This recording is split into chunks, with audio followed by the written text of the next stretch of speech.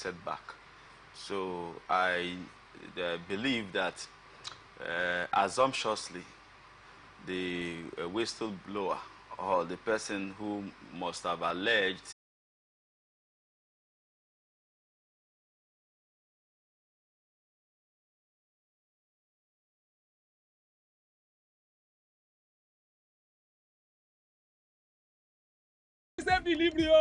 we just dey vote for government, but we not get good governance. At all. Road so e no dey. Good afternoon. Good afternoon. My name is Mrs. Ayeni. I am Ministry of Humanitarian Affairs. Okay. Okay, I've been expecting your call. Madam, remove this your phone from loudspeaker. No vex. Now my phone be like that. Hello? Are you there? I hear, I'm hearing you. Yes. We saw a copy of your invoice for computers, printers, and laptops. Yes. Are you working on them now? Ma, the prices. Hello? Now my body network there. I can't hear you. Network is bad. Madam, we can hear you. Continue. Hello, I can't. This kind behavior they kill our country. You suppose do things differently. Corruption not in my country. Driver, why you just dey jack us up and down like this now? I hope nobody carry belle. Why you ask, oh? Because this road where they see so, it no guarantee safe delivery. We just dey vote for government, but we not get good governance. You know, one of the things that, you know, our moral compass is largely tilted towards the religious angle, which is even, for me, not supposed to be. So you don't need to be a Christian or a Muslim to be a good or bad person. I mean, you should be a good person irrespective of your religion. Sometimes people believe that the religion, in a way, streamlines that's the you and mindset helps in you Nigeria. To act right. That is It's itching to say something, and I'm also itching to hear. Talk to us. Well, thank you, my dear brother. You know, if you read the statement very well, they have been given a national assignment to go and pray for the unity, peace, and development of this country. Why will federal government decide to invest in this area? Don't we need prayers? We do, because the federal government have realized that the security operatives have failed despite all the billions they have put in. They have also realized that every mechanism of government, so if 90 billion naira is what will transform our country to become a better one, I don't think it's a bad one. And besides, pilgrimage is one of the pillars of Islam. I'm sure we also have the Nigerian Christian Pilgrims Commission. Same is also done for them. It's not the only area that federal government have put in money and we are not seeing any results. So if we can see results from the Hajj subsidy, we'll be fine. We'll be fine. We'll not have issues with it. So my prayer is that the good Lord should answer our Muslim ummahs that have gone. So you mentioned when you were talking, you mentioned the Christians now. The Christian Pilgrims Commission. Are you also saying that we should also have some? If we do, Nigerians will I'm sure there is. I'm sure there is. I'm sure the board of, we will finish every knowledge, every activities here on earth, and then we'll go back to our Mecca, which is religion. So investing 90 billion naira to have a peaceful relationship with the Mecca is not a crime. You know, recently we had reports that the government was thinking of... The president, if Nigeria can fund it, they will fund it. Okay, Victor, do you also believe it's do you agree it's a good intention of Mr. President? Because when he was talking, even though your explanation was quite different from his, but when he was talking, I noticed you were giving... I think he should receive something, because I'm sure the prayer you just made now is not... I mean, you should be facilitated so you can pray more, so that these things... Well, I mean, these things are personal, for goodness sake. I'm saying the reason the government is subsidizing this particular Hajj, from their explanation, is the economic situation of the country. Yes. So you're saying the economic situation is bad, and your solution to it is good intention, but and that's why I said I said I'm not doubting the intention of Which the means president. you agree. I am not agreeing. I am stating my own. That it's a good intention. Do you believe in prayer? The presidency did not come out to say they want to support the good intention. Exactly. Yes, and that's what I'm asking Victor. And he also stated that he's not doubting the fact that the I don't think the intention is our no, I need to get that clear now. I think you also need to get that clear. It can't be on both sides. I'm not on both sides. Now you have to explain. And the truth is, I can't speak for the president. No, from your perspective. No, I can't. Not for the president, for yourself. No, I can speak for myself. Yes, go on. But I can't speak for the president. Okay. He has said, believing, of course, his opinion is that the intention of, which I am not even doubting, and it's not in contention. That is not my bone of contention. What I'm asking is, I'm saying I believe it is a misplaced priority. Honestly, I mean, coming down to the studio this morning, I saw children going to school, some of them walking a very long distance. I saw of the country, and I think there are better ways you can actually... Is a Muslim, Omar. The vice president will go for Hajj. And as the case may be. Now, the Hajj support or subsidy is not new. No, it's not. Everybody knows that the current economic situation, because of the value of our naira, everything is now high. So if it were, because of the current rate of... It has to increase. It has to increase. So it looks big. Oh, it's not big. It just looks big. It looks big in our own context. But it is small if you live outside the shore of Nigeria. So is that in any way going to help our economy at this time? Because remember, it was stated it's because of due to the economic situation of the country. It's even going to negatively affect the exchange of the naira. I think if we want to talk about the economic situation, which I think there are topics that we will look at that. For me, I will not stand here and say it is wrong to encourage the Muslim Ummah in fulfilling their religious obligation. Pilgrimage is one of the pillars of Islam. So going to Hajj is a must for every Muslim Ummah. It is not wrong. But because we are one Nigeria, one people, we try to encourage ourselves in areas that we tend to bring unity, peace, and progress in this country. So my own prayers is that the intention of government, the national assignment that is making government to encourage and assist the Muslim Ummah to go and pray in Mecca for Hajj, that the good Lord will bring peace in Nigeria.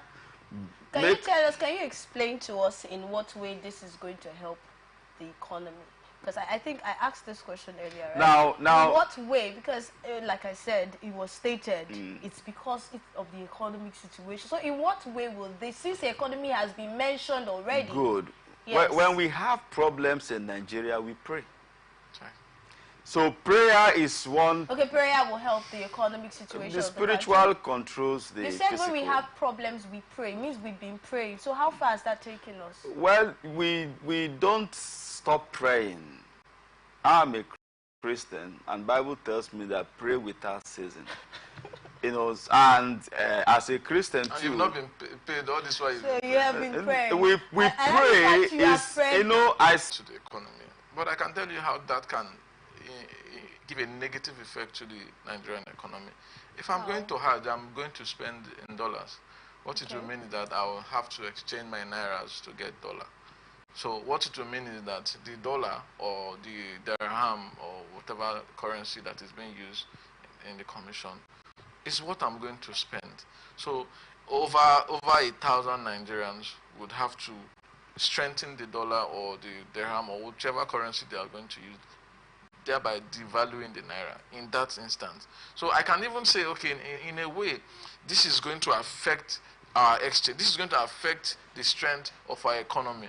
Now, this is, I think I should make this clear. This is not me saying our Muslim brothers going to Hajj is wrong, or the government supporting Hajj is wrong. I'm saying my opinion, is that for a government that is serious in elevating the people from abject poverty and suffering, one of the areas that we can look at, there are several areas, and Hajj for me, or any religion, it said that religion is the opium of the masses, and that is in no way part of the solutions for our economic problems. It's a personal experience. People go there for their personal experience. And I join him to say that our good Lord answers the prayer of our brothers. As argument is on priority, my argument is not on right or wrong. I'm not saying it was right or wrong. My argument is that the government clearly stated the reason for this subsidy, which is quite good. It's part of support for the masses. I agree. But I'm saying when government is taking decisions such as this, I think we should adjust our priorities. While you're supporting Hajj, you should also make such commitment to other aspects of the economy, that are actually human and people-driven, to ensure that people actually, suffer less, due to the economic situation. That's just my own opinion. All right. Well, I think I don't want to water down the benefit of Hajj because it is a religious issue. And I have to be mindful and I have to be sensitive about it. I don't think Mr. President is foolish. I don't think the Vice President or the federal government is foolish. They are only trying to be sensitive. When you want peace, when you want development, you must be intentionally sensitive to challenges. We have multiple. But like I said, that if we will use 90 billion naira to achieve peace, according to the prayers and the goodwill of the Vice President, urging the Muslim Ummah, that they should pray for the peace, the security, and the development of this country. 90 billion naira is not too big to get this result. So that's why I said that my prayer is that the good Lord will answer the prayers of our brothers, our Muslim Ummahs, as they go to Mecca. And I encourage them to sincerely pray so that God will intervene in our security, our development, and in our national life as a people. All right, a few days after the Academic Staff Union of Universities gave the federal government an ultimatum over the failure to reconstitute the governing councils of universities across the country, the list of members of 111 tertiary institutions has been revealed. The institutions include universities, polytechnics, and colleges of education. ASU had on Tuesday issued a 2-week ultimatum to the Nigerian government to address its key concerns, including what it described as the illegal dissolution of governing councils of the universities, continued payment of its members' salaries using the integrated payroll and personal information system, amongst other issues. According to the statement, the inauguration and retreat for the new governing council members will take place on Thursday and Friday, 30 and 31st May, at the National Universities Commission's headquarters in Abuja. Speaking with newsmen on Saturday, ASU president said in part, "We said they should reinstate the illegally dissolved governing council and not constitute a new one. As far as we're concerned, they have not met any of our demands." Victor. ASU has said that is, where they have the authority and, information.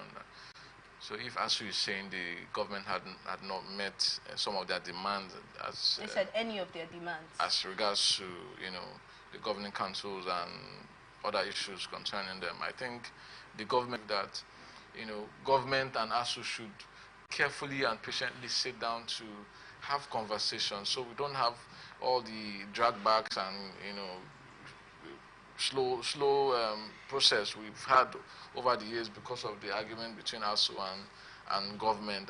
Governing councils are a very important aspect of the institutions, and I don't think there should be a lacuna.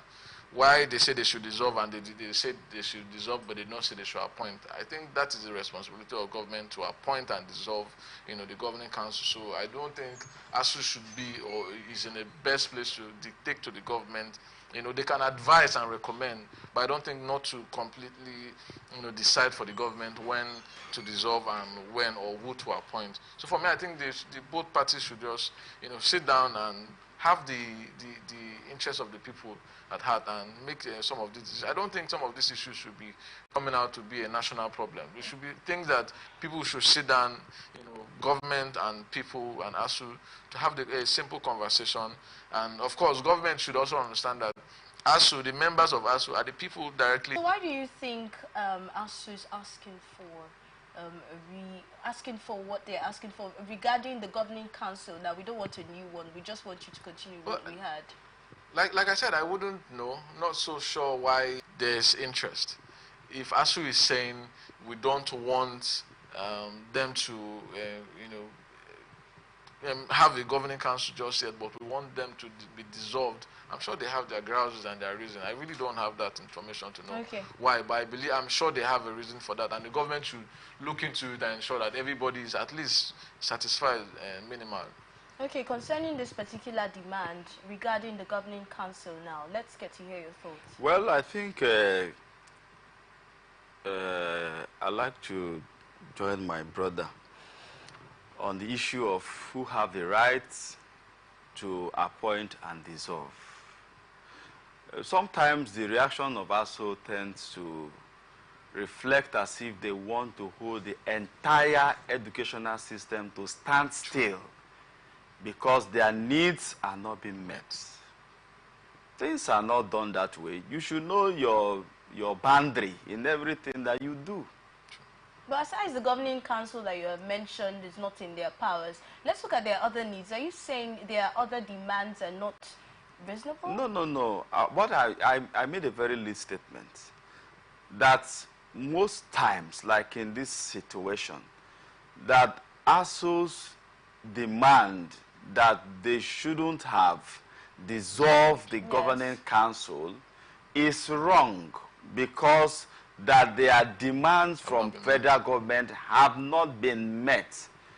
And I said that it looks as if ASU is trying to hold the entire educational system to stand still. Now, back to my question. Aside the governing council now, which is one of their demands, right? There are other demands now. What do you think about now? Let me land. Our educational system is fast on the decline.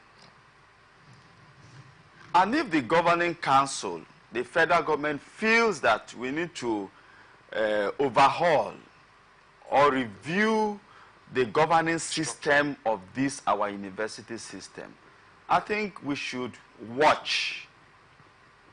So our desire and our prayer is that the new governing council should improve upon what the former has done. They should not continue with what they have done, because our educational system is fast on the decline. So if it is on the fast decline and the federal government feels that, can we come up with new governing council? We have heard that there will be a retreat, right? And then part of the retreat and part of the discussion, if you ask me, should be on how to review our academic content to become a productive, academic training system that will produce producers and assets, not liabilities, like we have always emphasized. Now, we are not saying that the demands of ASU, I don't know whether we have opportunity to, if it is a major topic we have to treat, or we treat them under this one we are talking about. Now, ASU have their demands on federal government. Good and fine. The salaries demand of 600 and how much? About 615,000 naira. The itemization is very wonderful. But the big question is, the university system, are you also producing money? What is your contribution in what you are asking government to reward you of?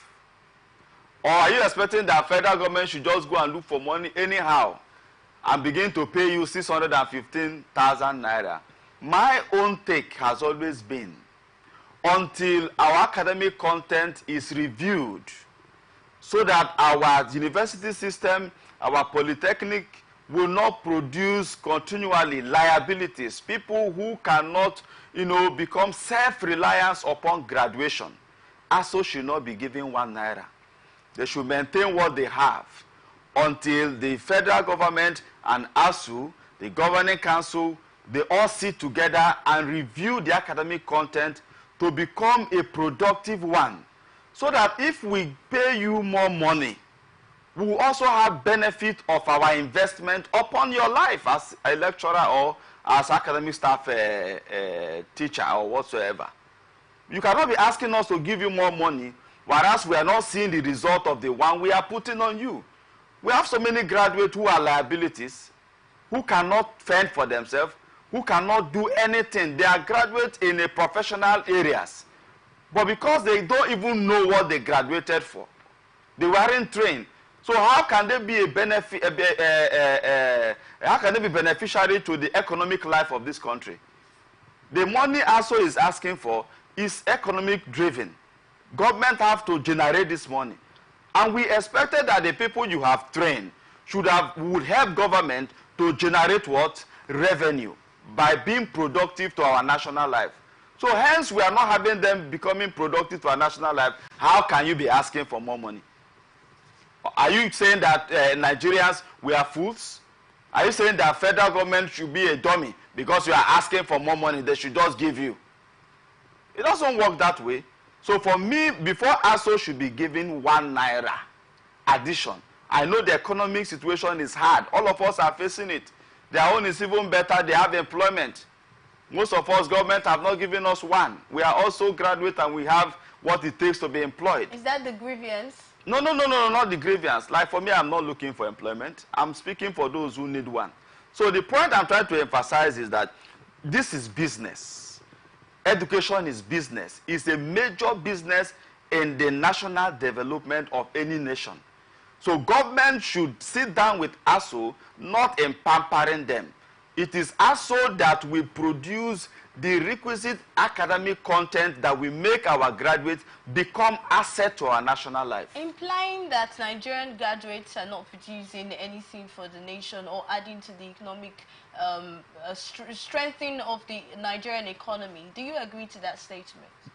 Well, I don't think it's a definite statement. It's a statement of fact, but not in totality.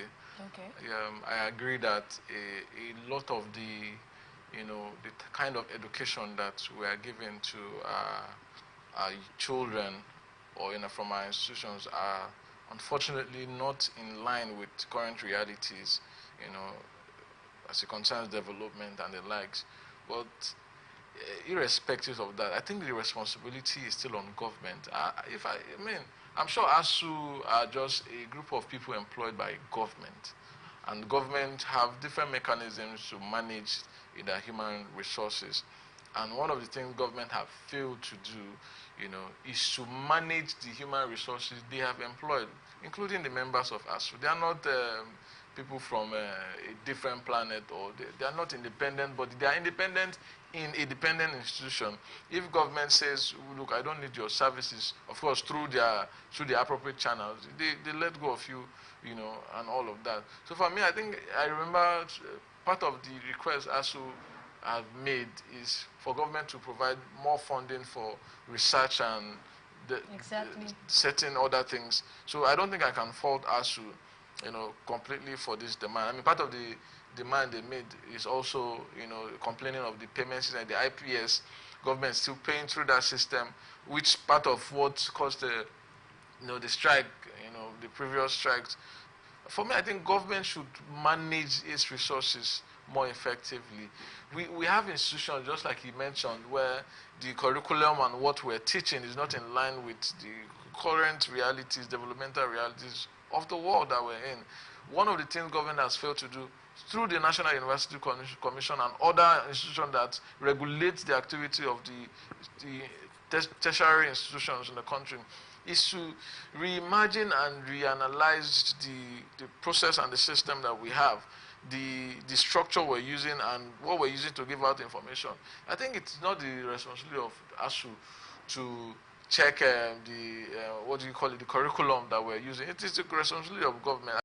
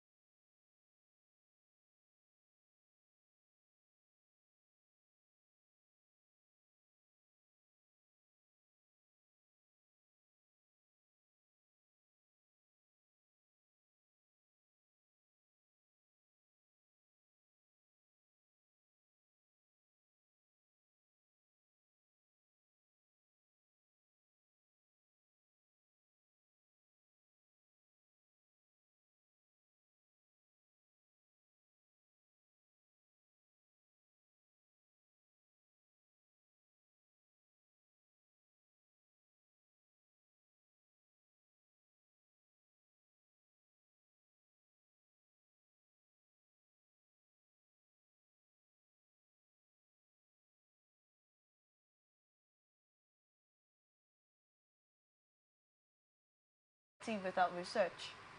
Well, when you talk about research, is it that they have not been given money before? They said they need more money. They want you to receive first. What is the result of it? It's the liabilities now. So that's what I'm saying. So you don't think that for more money for research is more money for more liabilities. So my own is that before more funding should be given, let us try to review our training system. But I think the government has more of that responsibility to do rather than ASU. ASU would work with what the University Commission is providing. Every university develop her academic content. They develop the academic content. Now, it is the lecturers who are the ones saddled with the responsibility of training these people. But we are aware that the people are not well trained. But I think, how do you blame them for not training people properly when you've not provided them with the right environment, the right tools? That they need. For me, I think the government, we should blame the government really, because go to the universities. I agree that funding sometimes is mismanaged by some of these institutions. But the question is the funding? I don't think it's enough. I don't think the funding for education is enough. I mean, there's the World Education Summit held, I think was it last year. One of the recommendations is for every government to put at least education should have one of the highest part of your budgetary system. How much is budgeted to our education? It's actually small. You know, so for me, I think government should equip. Let it be that we have equipped the institutions, we have equipped us to do their job, and they failed. But the government has failed to do that. You asked a question earlier. The funds that were provided earlier, what has the management of those funds been like? And that's his argument. We know what it has been like. It has not been the best, we agree. I mean, I am a product of a tertiary institution of that government. I'm sure he is too. But I'm saying the result might not be desirable because we need more. With the evolution of things and knowledge and all of that, we should evolve and change. And we have not done that. And the truth is, government, the responsibility, the onus lies on the government to do some of these things. For instance, equip the universities. Go to the public university and see what they have there.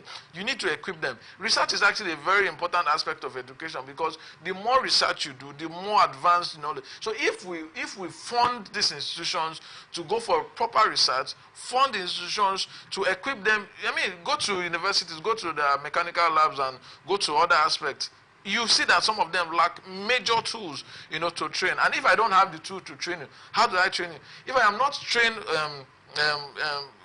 always to improve in my knowledge that I have as a lecturer to teach, how do I give you better? You can't give what you don't have. So for me, I think the government should spend a lot of money in the education, especially in the research, aspect of the tertiary institution. And that would, if a proper research is done by a lecturer or the department of, let's say, engineering, and they've seen that, look, from our research, these are our findings, that some of the procedures and processes that we use in our mechanical aspect of our teachings is not up to date, so we need to upgrade it. They will now in turn recommend to the institution that this is the knowledge, this is what we have, this is what we need to do. Because for a lecturer to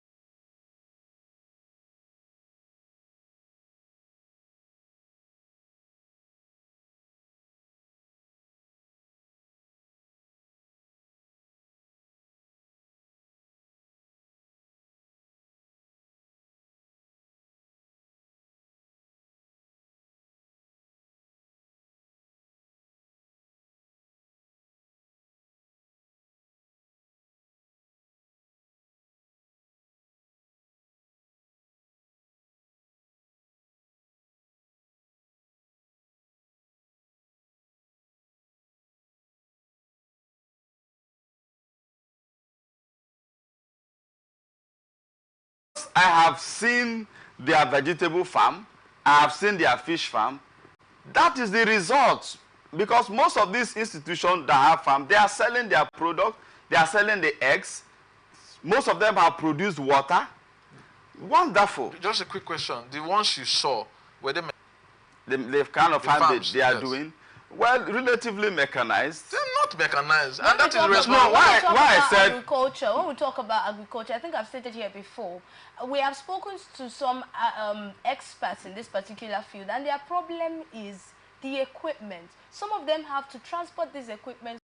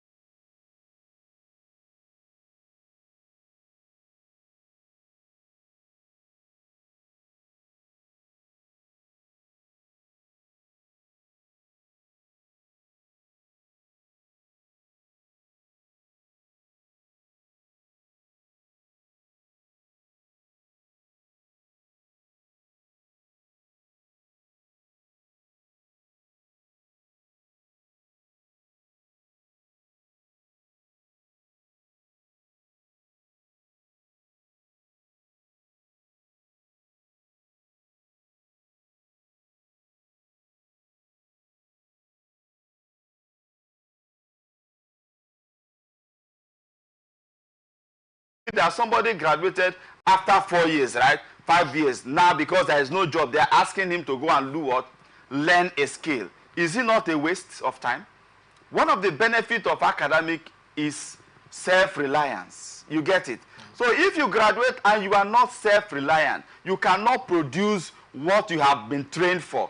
It's assumed that you are not a graduate. You have not been trained. I think that is why we have to support what ASU is calling for. Calling because for what? the truth is, if we have more funding, if we have more funding from the government, let us agree. Let everybody say, look, government have provided enough funding for the universities and they have failed. Why do we have governing councils? It's also to regulate and check the activities of the Senate, of the institution. So if we have a government that is saying, okay, we have provided funding, you can give a mandate to the institution and say, we want this is the mandate we're giving to the institution, and if they fail, the government has every right to, remove whoever is... When we talk about government, we talk as if government is one person. Every institutions of government is government. The educational well-being of this country, the people who are to give us results is the ASO, because they are the one producing these people who will come out and become a blessing or a cost to our national economic life.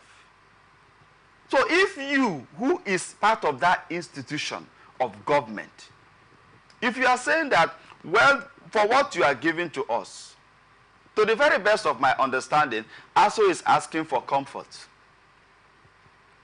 which is not bad. But in the little comfort government has given to you, how has it affected our young Nigerians? Today, no, don't be angry, sir. Today, 80% or 60% of our young graduates are going internet. True. I do not blame them because we are in a computer age. True. Their interest is on computer. Job has been reduced into computer. Messenger is in your phone right now, right? Dictionary is in your phone right now. You don't need to travel to send mail. You have email right inside your phone. So job opportunities have been reduced. And if you still maintain your old academic curriculum or content, you will still be producing jobless Nigerians. That's my emphasis. And you're correct. So I'm not saying that ASO is not ready to do well. I'm only encouraging them to say, this is our problem as a nation right now. But then you're also saying that they don't need the funding, more funding for research, which has been the argument. No. My stake is that we should fund you for what we begin to produce result for us in our economic life. If you are going to train children that will produce... But that's exactly what the research is going to do. No. If we have more funding for research, it means that this is also going to be improved. What are you researching about? What are they researching about? You mentioned something. No, see, my point is, we must agree, we must know, we must review the current academic content before we fund you for the research. We can't fund you for the same liability content you are producing for us. But then that's the responsibility of government. No, who is the government? We have the National University Commission. The reason why you have that commission, the curriculum is not done by ASU. We have the non-academic staff. These are the people that run that. What a lecturer teaches is the outline that is presented. He will do an outline, but according to the guideline of the institution. And that is why you can have a private university with a different curriculum. But what I'm saying is that, I mean, I'll give you an example. If you go to the secondary schools, go around and look at the secondary schools we have. Go to their labs and their libraries and all of that. They are not equipped. These are people that don't have voices because we don't have. If I sat down on block on the arena to learn. So were you trained? Did you know what you were trained for? Oh, that's what I'm saying. We're not talking about the training. I'm saying right now, the facility wasn't there. I had to sit for 4 years. I sat in where they call the arena, arena. Cases like and if that is a pointer too, because we did not have classes, it wasn't because majority of the infrastructure in the universities are built with the TED fund. If government is funding the institution correctly and rightly, some of these things, the challenges we're having, would be eliminated. I'm not arguing. You see, let me also state here. Okay, you're going to wrap up with that. Education has gone beyond the 4 walls. We are in e-world. We are in a technological age. The physical classroom doesn't mean you can't be educated. So they should look at all of these challenges and just keep quiet about it, do nothing about it, say nothing about it. My emphasis is, I share with the burden of ASU, but we are looking at the end product of the students. Now ASU has looked around them and they have discovered some challenges that is actually disturbing the educational system. Good. And they are putting it on the table and they need to look at this so that we can have better graduates. If you transportation, health, right? Which are basic. Wait now. Our problem is not the comfort of ASU. We are saying that the content of the training produced for us on ground for us to no. They have not. Productive graduates. No, sir. No, ma. Okay, ASU have not changed or advocated for academic content. No, they have.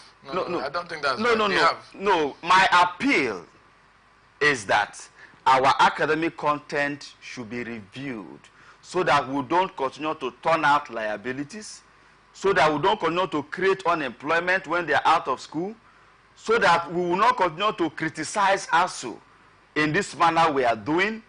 Let the training institute become global, conceptualized. So you believe that if that is done, then the government can now look at their other demands? Sure. Okay, but that is your primary demand. My primary demand is change the academic content. But you don't. That means you do not feel that their other demands are not necessary. No, I never said so. Once you change it, Victor, what do you think? Government should give them what they want. Let's also get to